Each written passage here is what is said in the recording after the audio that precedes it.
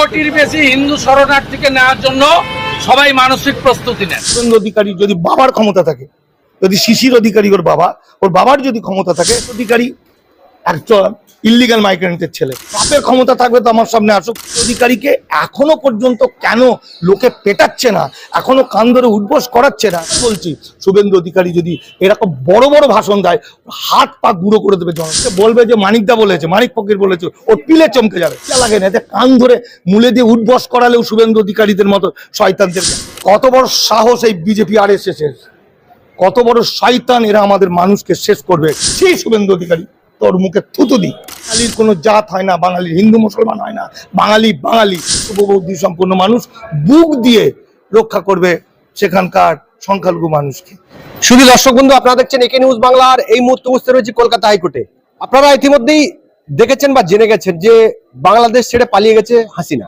তারপরে বাংলাদেশে উত্তপ্ত পরিস্থিতি তৈরি হয়েছে। দেখেছি যে বঙ্গবন্ধু মুজিবুর রহমান তার মূর্তি বাংলাদেশের সাধারণ মানুষ বাংলাদেশিরা ভাঙছেন। এই নিয়ে কালকে শুভেন্দু অধিকারী, রাজ্যের বিরোধী দলনেতা, একটি মন্তব্য করেছেন যে জামাতের হাতে, মৌলবাদীদের হাতে বাংলাদেশ যাচ্ছে।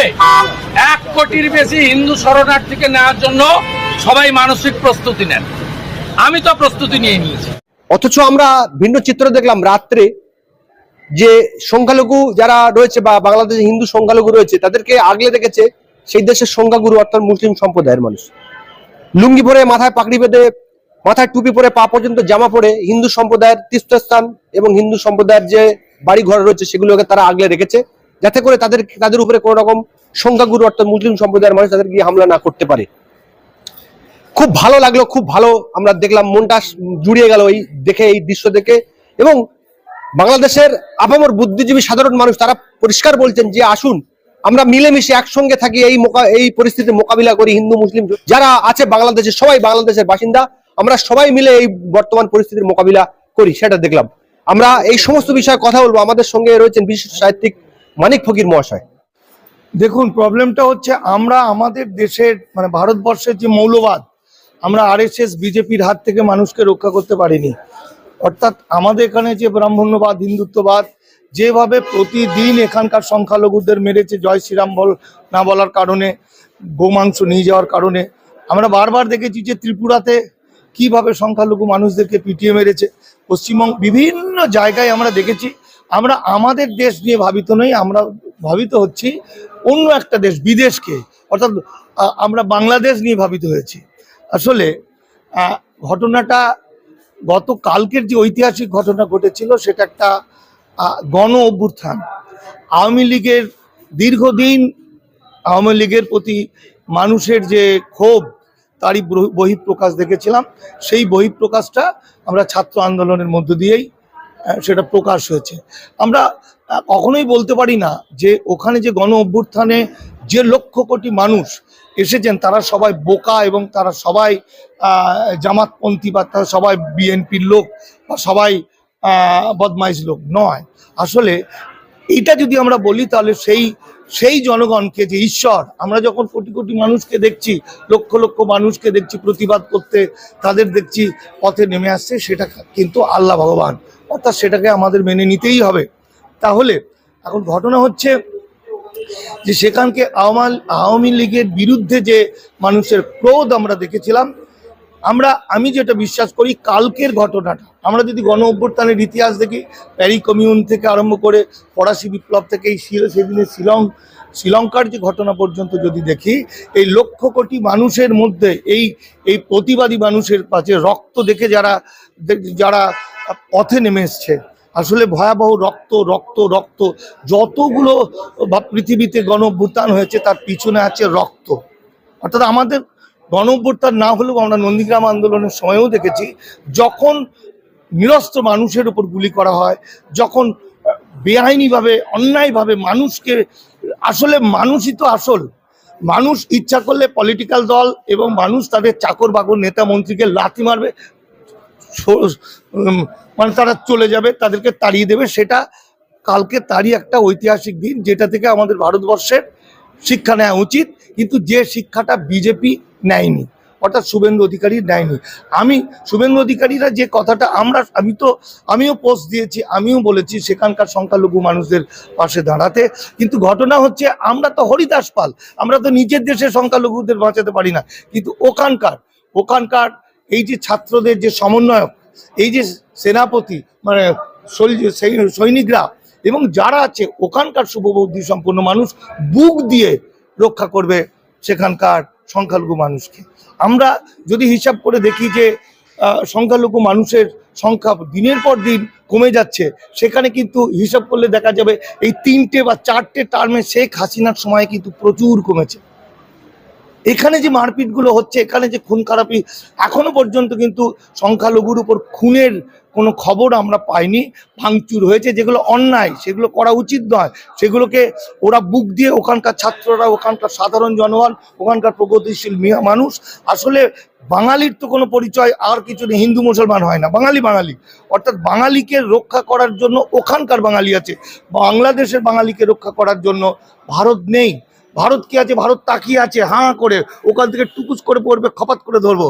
অর্থাৎ ওই মানুষগুলো যখনই এই পারে চলে আসবে তখনই এদেরকে ইল্লিগাল মাইগ্রেন্ট করে দেবে। সেই জায়গাটা আমি একটু পরে যাচ্ছি। এখন তার আগের ঘটনা হচ্ছে যে গতকালকের ঘটনাটাকে দিয়ে কিন্তু সেখানকার ওখানে যে বঙ্গবন্ধু মূর্তি ভাঙছে, সত্যিই তো সেখানে লুম্পেনরা ভাঙছে। আমাদের এখানে তো বাবা সাহেব আম্বেদকরের মূর্তি ভেঙেছে। অর্থাৎ লুম্পেনদের কোনো জাত হয় না, তারা হিন্দু মুসলমান হয় না, লুম্পেন ইজ লুম্পেন। যখন এরকম একটা হাজার হাজার কোটি কোটি মানুষ নেমে পড়ে, গণ অভ্যুত্থান হয়, তার মধ্যে যেমন সাধু ঢুকবে, তার মধ্যে যেমন কবি ঢুকবে, তার মধ্যে যেমন খুনি ধরবে, চোর ঢুকবে, চিটিংবাজ দেখবে, আবার এমন লোককেও দেখা যাচ্ছে সে শেখ হাসিনার অন্তর্বাসটা চুরি করে নিয়ে পালাচ্ছে। এটা একটা চিত্র, এটা সারা পৃথিবী জুড়েই হয়। কিন্তু আসলে কি, আসলে বাংলাদেশ কোন দিকে যাবে সেটা আজকাল দুদিন পরে সেটা বোঝা যাবে। কালকের ঘটনাটা, অভিঘাতটা কিন্তু কোনো কিছুই প্রমাণ করে না, বরং কালকের ঘটনা থেকে এটা প্রমাণ হয় যে পৃথিবীতে আরেকবার দেখিয়ে দেওয়া হলো, যদি কেউ একনায়কতন্ত্র করতে যায়, যদি কেউ গণতন্ত্রের গলা টিপে ধরে, যদি কেউ দাম্ভিকতা দেখায়, যদি কেউ অন্যায়ভাবে নিরস্ত্র মানুষের উপর আঘাত করে, তাহলে মানুষ ইচ্ছা করলে তাকে ফু দিলে উড়িয়ে দিতে পারে। এই শিক্ষাটা নিতে হবে। যেমনভাবে আজকে বাংলা এবং ভারতবর্ষ, আমি বাংলার কথাটা বাদই যদি দিই, আমি ভারতবর্ষকে দেখছি, ভারতবর্ষের এমন একটা দিন আসতে চলেছে যেদিন ভারতবর্ষের মানুষ এই গণ অভ্যুত্থানের মাধ্যমে দিয়ে আমাদের ভারতবর্ষের বিজেপি আরএসএসকে মেরে তাড়িয়ে দেবে। এই শুভেন্দু অধিকারীদের পালানোর রাস্তা থাকবে না। এরা কোথায় পালাবে? এরা জ্ঞান দিচ্ছে। এরা বাংলাদেশের উদ্বাস্তুদের, বাংলাদেশের সংখ্যালঘু হিন্দুদের জন্য কান্না করছে। বাংলাদেশে তো তারা তবু স্বাধীনভাবে বেঁচে আছে।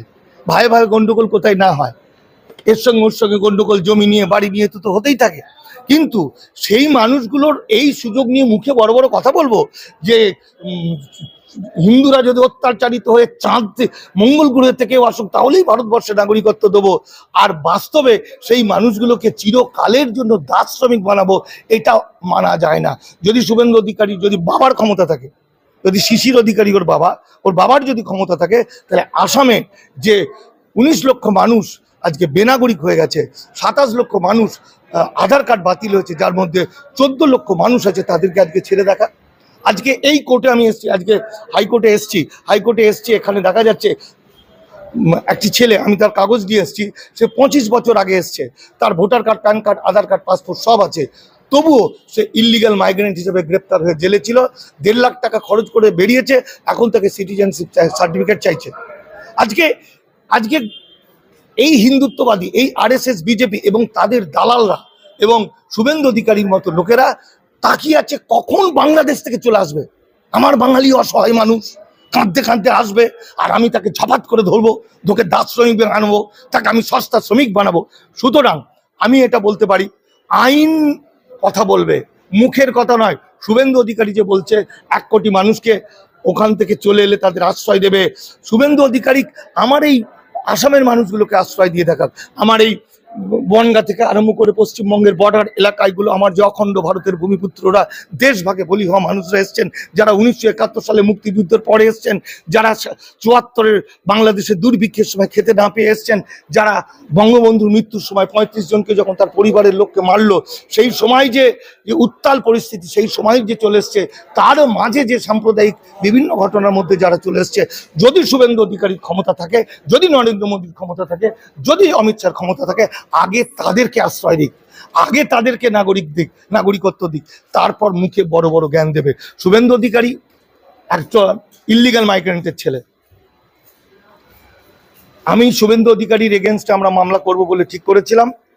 শুভেন্দু অধিকারীর মা ইল্লিগাল মাইগ্রেন্ট, সে বাংলাদেশ থেকে এসছে, তার ভোটার কার্ড, তার পাসপোর্ট ভিসা ছিল না, কিন্তু যেহেতু শুভেন্দু অধিকারীর মাকে আমি মাসিমা বলি, উনি আমার শ্রদ্ধার, আমি তাকে কোনো কষ্ট দিতে চাই না, কিন্তু পরীক্ষা করার জন্য আমরা সুজন চক্রবর্তীর বিরুদ্ধে মামলা করতে পারি, আমরা অধীর চৌধুরীর বিরুদ্ধে মামলা করতে পারি, আমরা এই যে একটা চ্যানেলে ময়ূক রঞ্জন ঘোষ চিৎকার করে অনুপ্রবেশকারী বলে কিছু গরিব মানুষকে, দেখুন ভাই, যদি চাঁদে চলে যান না, দেখবেন চাঁদের বুড়ির বিষ্ঠা গু পরিষ্কার করছে কিছু গরিব মানুষ, অর্থাৎ গরিব, সেই যাদেরকে অনুপ্রবেশকারী বলে দেখানো হচ্ছে, সেই তারা আসলে একদম খেতে না পাওয়া লেবার, তারা বলছে আমি পেটের দায়ে আমরা কাজে আসি আবার চলে যাই। তো তারা তো সারা পৃথিবীতে থাকে, যেমন ভারতবর্ষে বিভিন্ন দেশ থেকে আসে, ভারতবর্ষ থেকে বিভিন্ন দেশে যায়, এটাই তো পৃথিবীর নিয়ম। কিন্তু কারা